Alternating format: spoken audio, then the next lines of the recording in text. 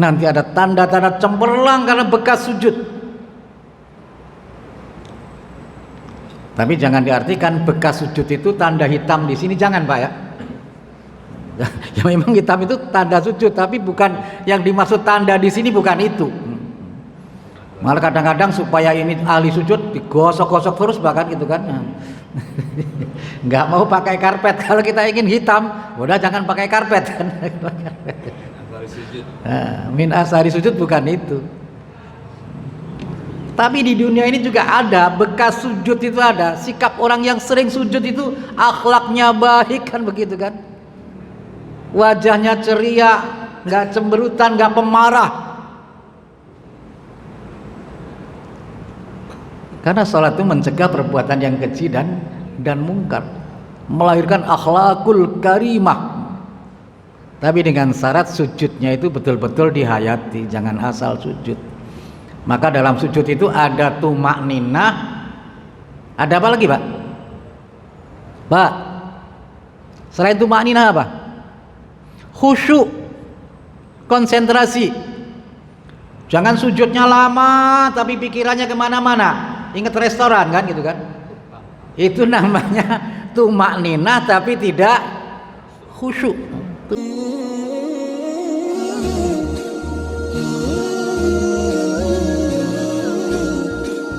Assalamualaikum warahmatullahi wabarakatuh.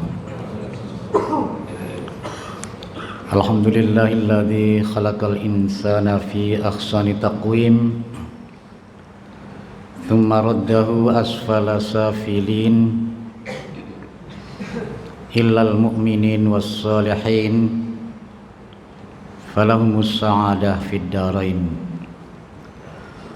Wassalatu wassalamu ala nabiyyina Muhammadin wa ala sairin nabiyyin wa ali kullin wa sairis sahabati wat tabi'in wa tabi'it tabi'ina wa man tabi'ahum bi ihsanin ila yaumiddin. Wa ba'du, qala Allah ta'ala fi kitabihil karim, ya ayyuhalladzina amanu rka'u wasjudu wa'budu rabbakum waf'alul khaira la'allakum tuflihun. Firman Allah dalam surah Al-Hajj ayat 77, Allah berfirman, wahai orang-orang yang merasa telah beriman, rukuklah kalian, sujudlah kalian, dan beribadalah kepada Rabb kalian, dan berbuat baciklah agar kamu meraih keberuntungan, kebahagiaan. Bapak-bapak, ibu-ibu, jamaah salat zuhur Masjid Nurul Barakah Bandara Soekarno-Hatta yang dirahmati oleh Allah. Alhamdulillah, Allah masih memberikan tambahan umur, memberikan kesehatan, memberikan hidayah kepada kita. Kita bisa bersujud kepada Allah. Orang-orang yang sudah meninggal, mereka ingin balik lagi ke dunia supaya bisa bersujud kepada Allah. Kita diberi kesempatan emas oleh Allah, kita bisa bersujud kepada Allah.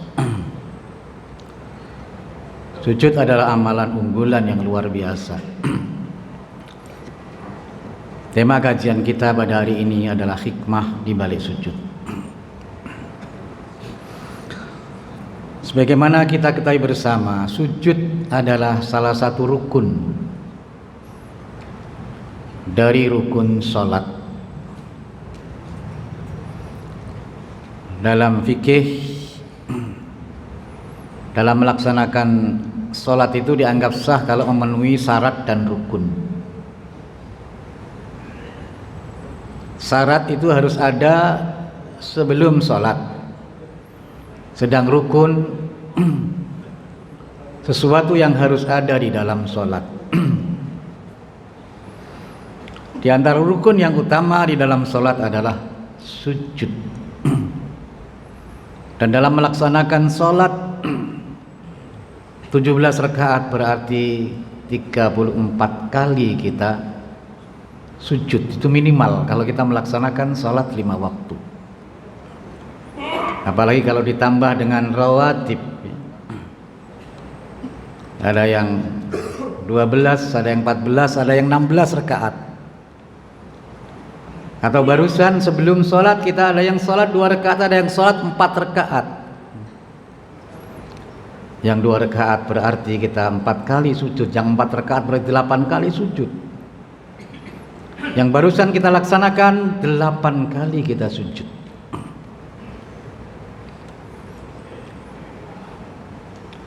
Sujud adalah rukun utama dari pelaksanaan sholat, itu yang pertama.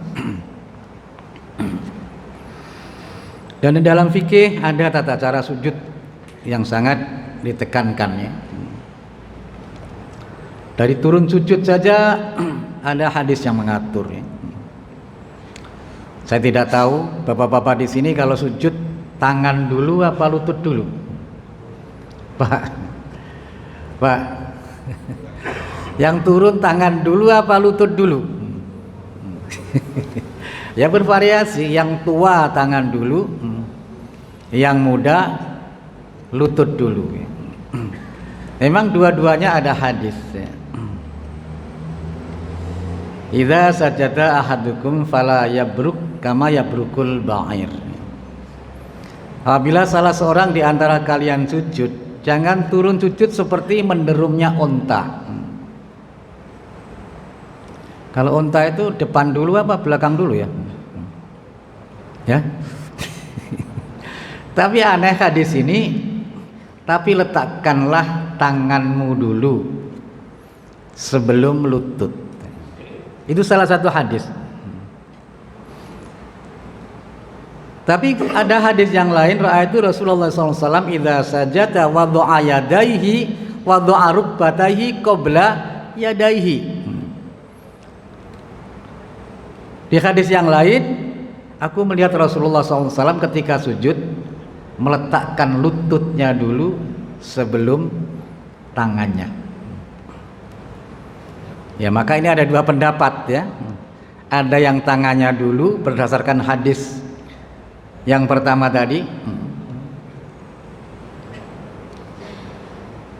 dari Ibnu Abbas ya. Tapi hadis yang pertama tadi ada yang menilai hadis maklub, antara pernyataan yang pertama dan selanjutnya tidak sejalan ya. Janganlah kamu turun sujud seperti menderumnya unta, tapi letakkanlah tanganmu dulu. Ada yang meneliti bahwa unta itu menderum depannya dulu, baru belakangnya. Ya dalam hal ini kita toleransi saja. Siapa yang ingin tangan dulu silakan. Siapa yang lutut dulu silakan. Jangan sampai komprominya yang kiri tangan dulu, yang kanan lutut dulu, jangan ya. Jadi kita toleransi saja. Atau bisa kita kompromikan ketika Rasulullah masih muda. Rasulullah kalau turun sujud itu lututnya dulu kan gitu kan. Setelah tua tangannya dulu. Apalagi kalau kita gemuk Mbak ya. Biasanya kalau gemuk tangan dulu apa? Enggak lah, tangan dulu lah. Kalau lutut dulu ambruk Pak. Lutut dulu ambruk kan, ambruk ya.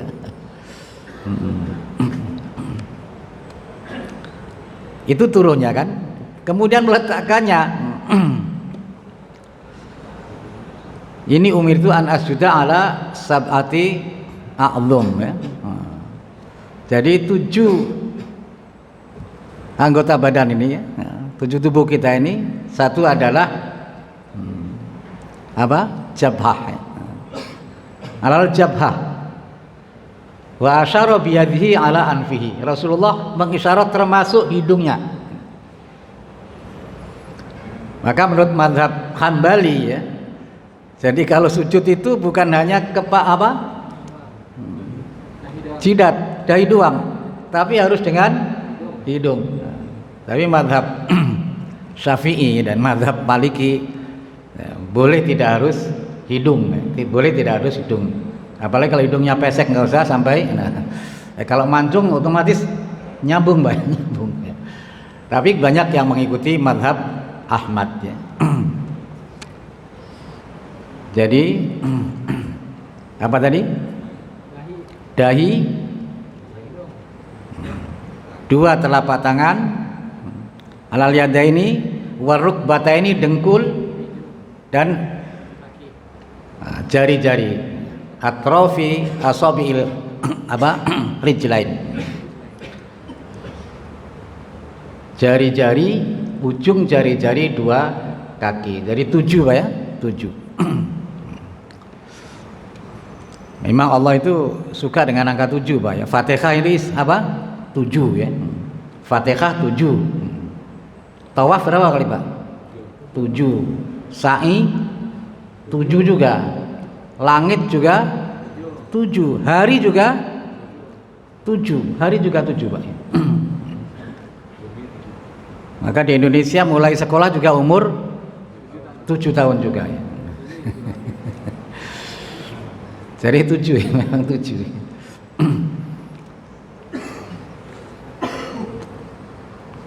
Ya sudah, jangan sampai kita sujud kakinya diangkat Pak ya. Jadi jari-jari kaki tetap nempel di bumi ya, nempel di bumi.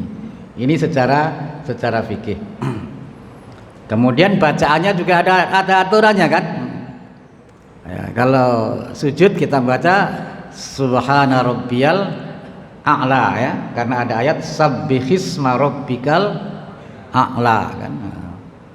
Kalau ruku kan fasabbih bismi rabbikal azim, makanya Subhana Rabbiyal Azim ya. Ya, dalam riwayat Ahmad Subhana Rabbiyal A'la, dalam Abu Dawud Subhana Rabbiyal A'la wa bihamdih. Jadi boleh dua-duanya, boleh Subhana Rabbiyal A'la, boleh juga Subhana Rabbiyal A'la wa bihamdih. Cuma di Indonesia dibuat identitas. Kalau Subhana Rabbiyal A'la Muhammadiyah.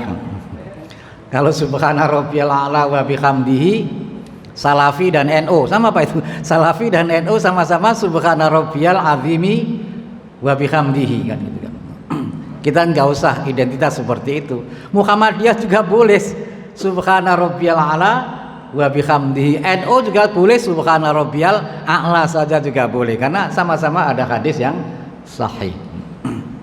Dan ada redaksi-redaksi yang lain Subhanakallahumma rabbana wa bihamdika Allahumma ighfirli. Rasulullah ketika sudah tua itu saja yang dibaca ketika ruku dan sujud. Subhanakallahumma rabbana wa bihamdika Allahumma ighfirli, karena mengamalkan surah An-Nasr ya. Idza jaa nasrullahi wal fath wa ra'aitan nasa yadkhuluna fi dinillahi afwaja fasabbih bihamdi rabbika wastaghfirhu innahu kana tawwaba. Maka setiap ruku dan sujud yang dibaca Rasulullah sallallahu alaihi wasallam subhanakallahumma rabbana wa bihamdika Allahumma ighfirli. Tapi jangan nanti dibuat alasan saya masih muda, nggak mau nanti kalau sudah tua aja baru itu. Yang muda juga boleh Pak, boleh baca seperti itu. Itu bebas ya. Dan ada juga redaksi-redaksi yang lain ya. Allahumma laka sajadtu wa bika amantu wa laka aslamtu sajada wajhiya lilladzi khalaqahu wa sawwarahu wa syaqqa sam'ahu wa basarahu ya. Tabarakallahu ahsanul khaliqin. Dan banyak redaksi-redaksi yang lain. Itu secara fikih ya, secara fikih. Secara umum sujud kita ini ya sesuai dengan sunnah Pak ya. Hanya saja jangan sampai ini Pak ya, jangan sampai apa, siku-siku kita tidak diangkat ya. Jangan sampai siku-siku kita diletakkan di lantai. Ini menyerupai apa? Anjing Pak ya. Anjing ya kalau duduk itu kan, nah, itu harus diangkat. Ini harus diangkat Pak ya. jangan diletakkan. Biasanya anak kecil ya sujudnya begitu kan. Ya, itu yang memang dilarang, oleh Rasulullah. Ini perlu diangkat. Tapi kalau mengangkat juga harus tahu kanan kiri Pak ya.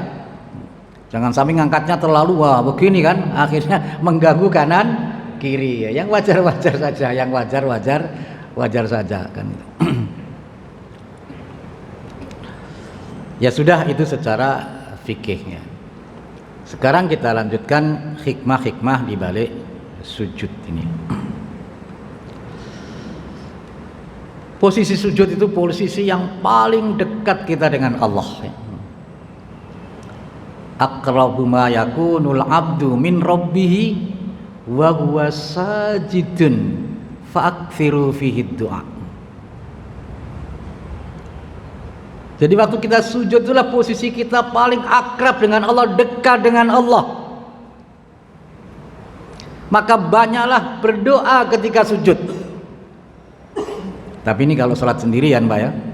Kalau jadi imam, waduh baca doa panjang waktu sujud, kasihan makmumnya. Makmumnya udah bangun, sujud lagi, bangun sujud lagi, enggak. Ini kalau kita sholat sendirian, usahakan. Ya nanti kan masih ada kan Pak kan? Ba'diyah nanti kan? Nah, usahakan sujudnya berapa menit Pak ya? 5 menit. 5 menit. Kita dekat dengan Allah. Wasjud waqtarib.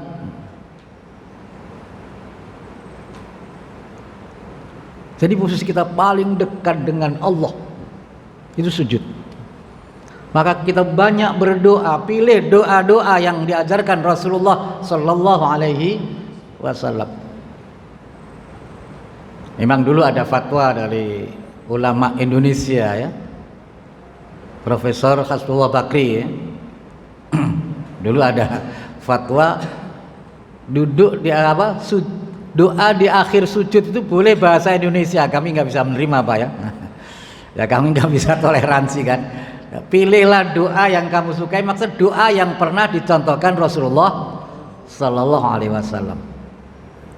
Tapi kalau kita ada keinginan-keinginan yang susah dilukiskan dengan bahasa kita, Allah ngerti keinginan kita Pak. Hanya dengan rasa saja, ya Allah, ya Allah. Dalam hati yang susah dilukiskan dengan kata-kata. Ya waktu kita dulu masih muda kan Pak kan, ketemu calon istri saja kan susah ngomongnya kan Pak kan, mau ngomong cinta saja kan susah kan, saking senangnya gitu. Ada yang susah dilukiskan, takut ada kata-kata yang tidak enak didengar, jadi harus pilih kata-kata apa yang nggak ada kata-kata yang pas gitu kan. Ya kalau kita bisa memilih doa-doa yang diajarkan Rasulullah SAW itu lebih baik. Tapi Abu Bakar radhiyallahu an ya,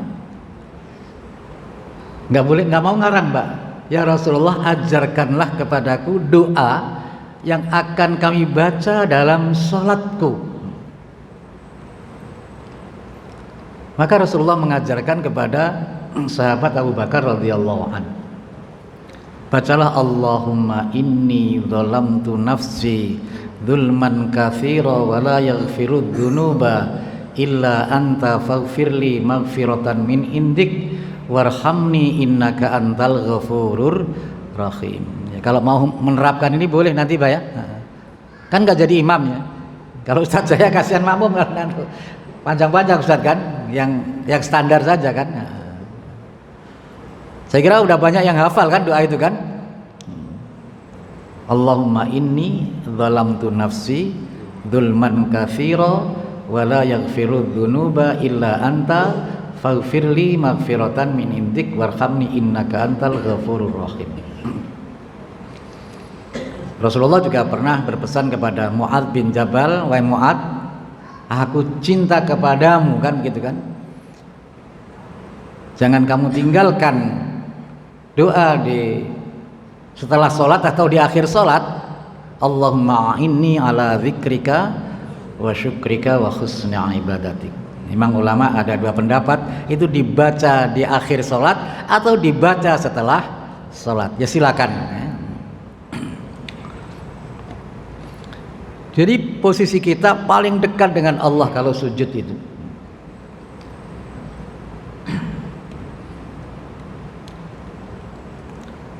Alaika bikasrati sujud, kata Rasulullah, perbanyaklah sujud. Fa innaka la tasjudu lillahi sajdatan illa rafa'akallahu biha darajatan wa khatta angka biha khati'atan. Perbanyaklah sujud, karena dengan satu kali sujud akan bisa mengangkat derajat kamu di sisi Allah dan bisa menghapus dosa-dosamu. Jadi sujud kita ini bisa nanti level kita di surga itu levelnya kelasnya mungkin bisa VIP, Pak ya. Karena Rabi'ah bin Ka'ab itu pelayan Rasulullah, namanya Rabi'ah bin Ka'ab.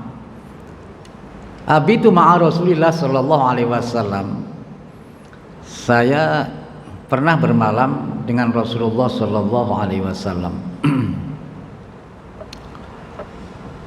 Kami melayani kebutuhan Rasul, wudunya dan kebutuhan-kebutuhan yang lain. Faqala lisal. Lalu Rasulullah mengatakan kepada saya, wahai Rabi'ah. Rabi'ah ini laki-laki, Pak ya. Rabi'ah itu laki-laki ya. Maisarah juga laki-laki, Pak. Yang menemani Rasulullah dagang itu dulu juga Maisarah. Itu laki-laki juga namanya. Tapi nama kita dibuat nama perempuan ya. Wahai Rabi'ah, mintalah kepadaku, minta apa kamu? As'aluka murafaqataka fil jannah. Ya Rasulullah, saya enggak minta apa-apa, minta jadi teman sampean di surga.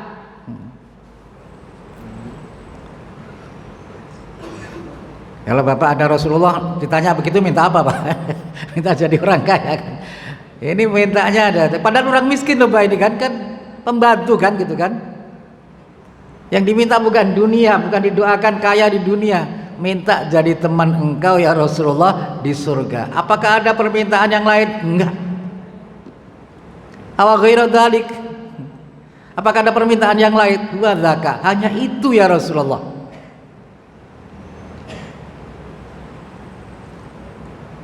Maka kata Rasulullah, a'inni ala nafsika bikasratis sujud.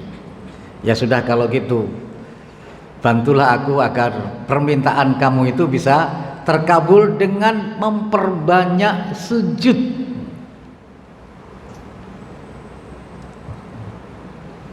Ini sujud luar biasa, Pak. Sujud luar biasa.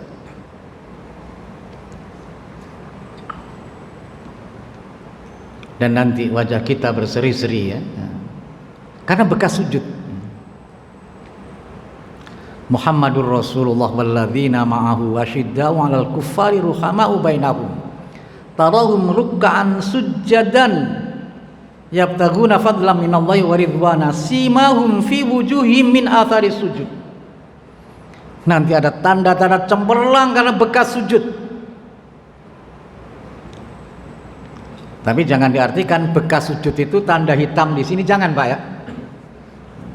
Ya memang hitam itu tanda sujud, tapi bukan yang dimaksud tanda di sini, bukan itu. Malah kadang-kadang supaya ini ahli sujud digosok-gosok terus bahkan gitu kan. Nggak mau pakai karpet. Kalau kita ingin hitam, udah jangan pakai karpet kan. Min asari sujud bukan itu. Tapi di dunia ini juga ada bekas sujud, itu ada. Sikap orang yang sering sujud itu akhlaknya baik kan begitu kan. Wajahnya ceria, nggak cemberutan, nggak pemarah. Karena sholat itu mencegah perbuatan yang keji dan mungkar, melahirkan akhlakul karimah. Tapi dengan syarat sujudnya itu betul-betul dihayati, jangan asal sujud. Maka dalam sujud itu ada tumak ninah, ada apa lagi Pak? Pak, selain tumak ninah apa? Khusyuk, konsentrasi. Jangan sujudnya lama tapi pikirannya kemana-mana. Ingat restoran kan gitu kan? Itu namanya tumak ninah tapi tidak khusyuk. Tumak ninah tapi tidak khusyuk.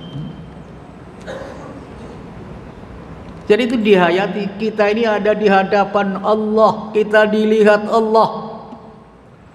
Itu puncak ihsan, anta'budallaha ka'annaka tarahu, beribadah kepada Allah seolah-olah kamu melihat Allah. Fa illam takun tarahu fa innahu yaraka. Kalau kamu memang tidak bisa melihat Allah di dunia, kita tidak bisa melihat Allah, Pak ya. Struktur fisik kita ini nggak mungkin. Allah itu nurun ala nur ya. Nabi Musa sendiri ingin melihat Allah, pingsan, nggak bisa.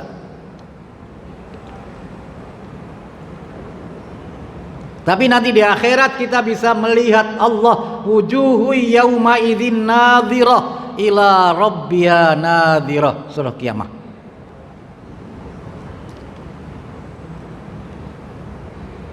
Tapi kelompok Mu'tazilah nggak mau mengimani ini ya. Mu'tazilah tetap kita di surga nggak bisa melihat Allah. Tapi Al-Quran banyak.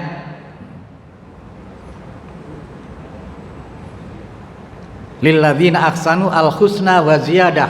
Bagi orang yang berbuat baik akan mendapat surga dan tambahannya itu bisa melihat Allah. Dan itu nikmat yang paling agung. Nanti ada wajah yang berseri-seri bekas sujud ini, itu bisa melihat Allah nanti di akhirat.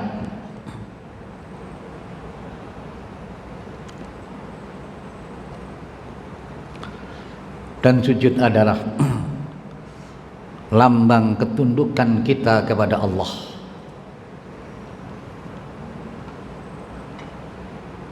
Mengikis kesombongan. Walillahi yasjudu ma fis samawati wa ma fil ardi min dabbatin wal malaikah wa hum la yastakbirun. Semua apa yang di langit, yang di bumi, yang melata di bumi semuanya, dan malaikat semuanya bersujud kepada Allah. Mereka tidak sombong. Maka kalau kita tidak bersujud, itu indikator kesombongan kita kepada Allah. Jangankan sombong kepada Allah, sombong kepada manusia saja tidak bisa masuk surga. La yadkhulul jannah man kana fi qalbi mithqal dzarratin min kibrin. Tidak bisa masuk surga orang yang di dalam hatinya ada perasaan sombong walaupun seberat eter, atau seberat apa? Atom, atau yang lebih kecil dari atom. Zarrah itu partikel yang paling kecil. Hanya dulu di Indonesia diartikan biji bayam kan, karena belum kenal atom. Dianggap partikel yang paling kecil itu biji sawi. Itu zarrah kan. Akhirnya zarrah di Arab diartikan apa? Atom. Atom itu sendiri terdiri dari proton, elektron, atau dari partikel yang paling kecil ya Pak. Kan famay ya'mal mithqala dzarratin kan khairan yarah atau khairan yurah.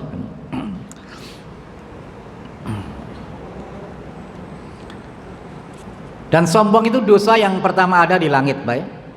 Dosanya iblis itu sombong. Aba wastakbara wa kana minal kafirin.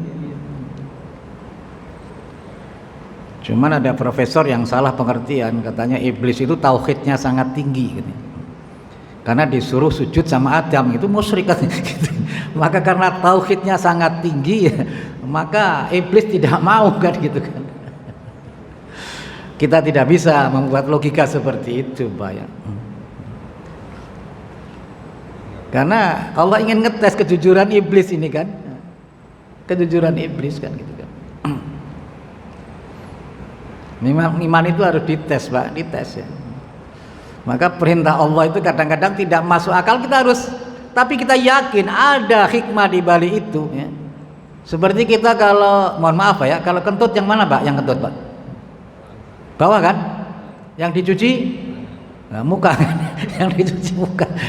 Nah itu kan nggak masuk akal kan begitu kan? Tapi kita amal, kita tetap mengamalkan itu perintah Allah itu. Mau masuk akal nggak masuk akal, kalau perintah Allah pasti ada hikmah di baliknya kan. Tapi ada yang meneliti katanya kalau orang kentut itu mukanya pucat katanya. Jadi nyari siapa yang kentut katanya. Nah, lihat mukanya kan, lihat muka.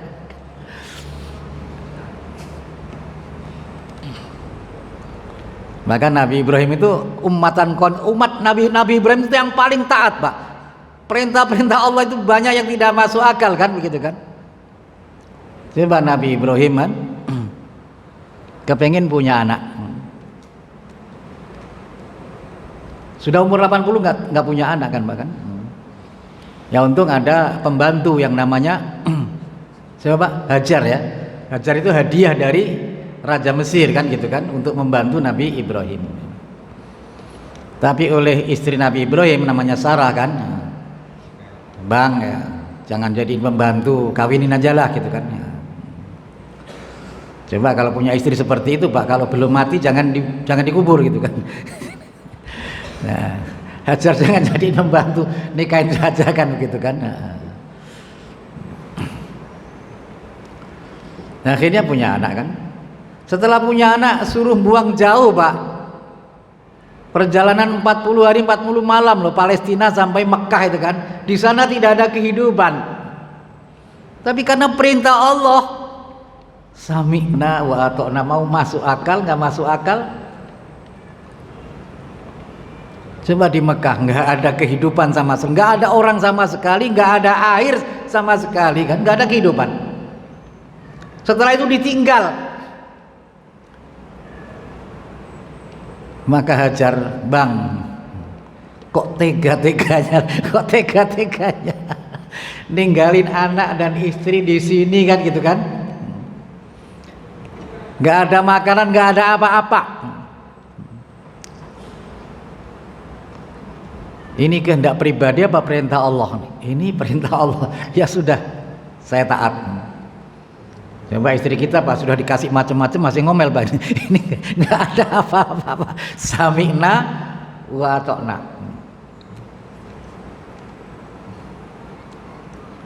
Setelah anak gede suruh nengok kan gitu kan. Setelah ketemu suruh motong kan gitu kan. Kan nggak masuk akal kan begitu kan.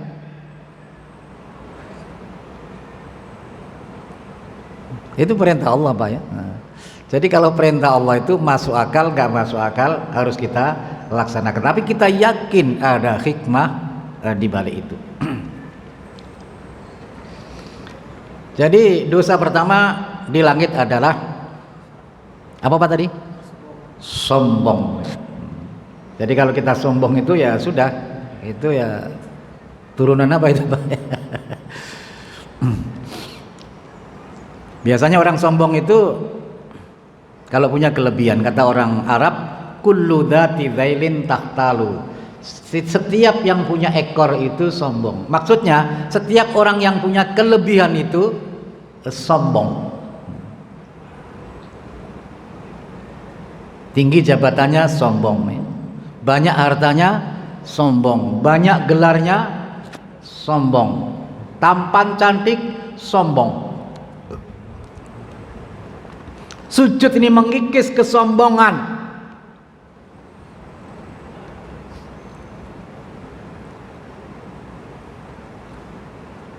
Bahkan raja juga sujud juga Pak. Raja juga sujud, sama-sama sujud. Orang miskin juga sujud, raja juga sujud, sama kita.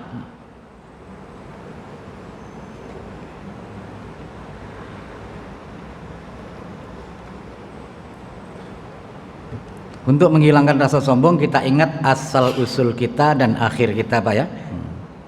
Ingat Pak? Asal usul kita dari mana Pak? Dari air yang hina Pak. Keluar dari saluran yang paling hina.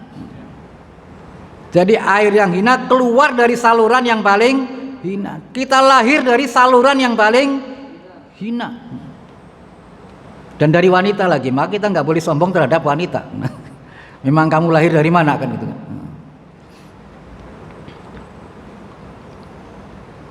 Ingat akhir kita setelah kita meninggalkan, semua kita tinggalkan. Gelar udah hilang Pak. Menjadi apa Pak? Almarhum. Almarhum kan. Semua almarhum, orang kaya almarhum, semuanya jadi almarhum.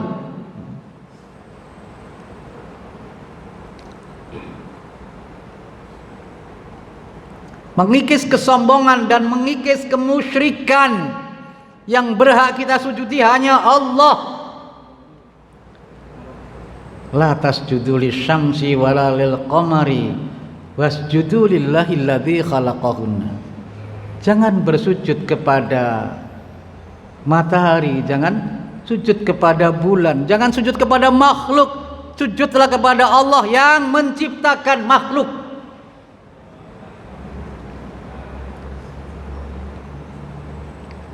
Maka kita tidak perlu takut Pak ya dengan orang-orang yang hebat, yang sama aja, sama Pak, sama.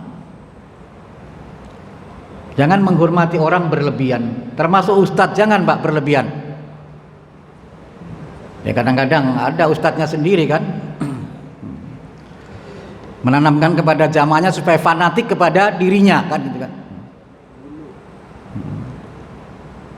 Sampai kadang-kadang air minum bekas kiai itu buat rebutan Pak kan,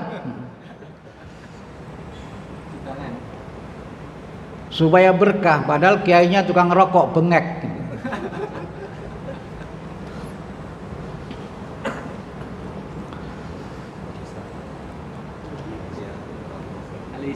Ya, majelis suro, majelis suka rokok.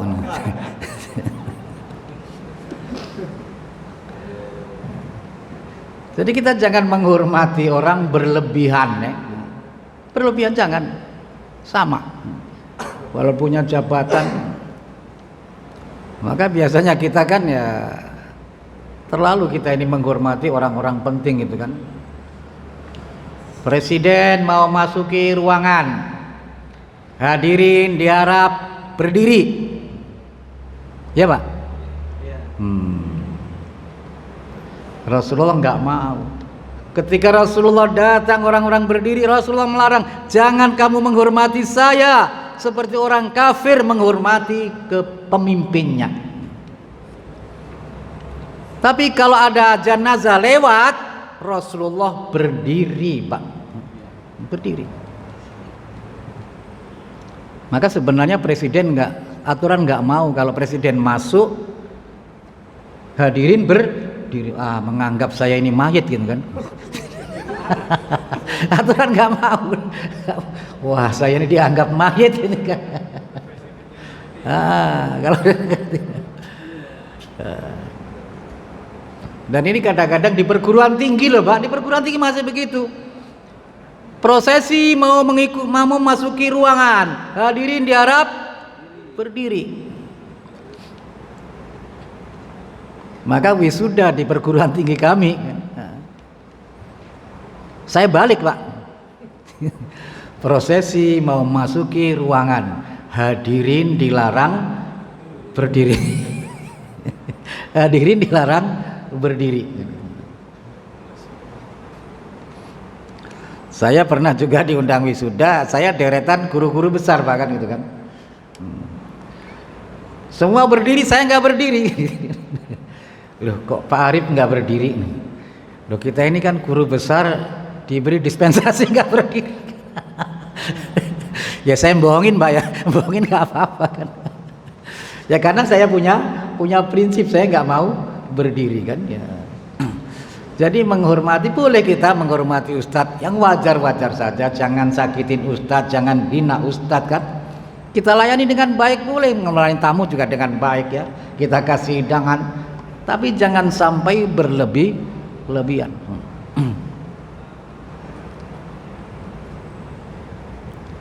Jadi kepada manusia jangan berlebihan. Maka kita tidak boleh sujud kepada manusia. Maka Rasulullah, kalau saya boleh memerintahkan manusia sujud kepada manusia, wanita itu, istri itu akan saya suruh sujud kepada suaminya. Itu kata Rasulullah.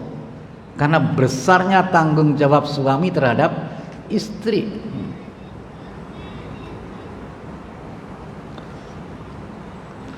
Sudah paham ya? Kita sujud mengikis apa tadi Pak? Kesombongan, dan mengikis apa? Kesyirikan.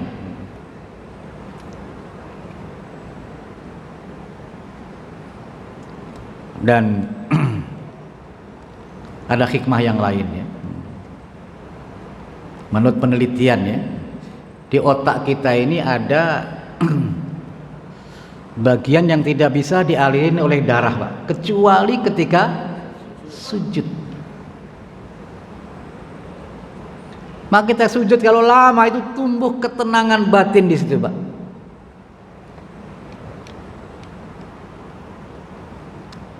Ini yang ilmiah, Pak ya. Ada orang meneliti seperti itu. Orang Amerika meneliti seperti itu, akhirnya masuk Islam gara-gara meneliti masalah sujud. Luar biasa. Praktek sholat dalam Islam semua punya nilai-nilai kesehatan. Dari sejak wudhu ya sampai ruku, sujud dan lain sebagainya, banyak mengandung nilai-nilai kesehatan.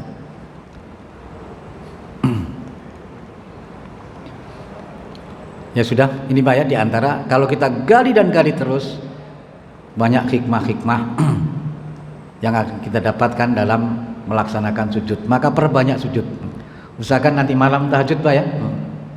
Tapi jangan di-share, Pak ya.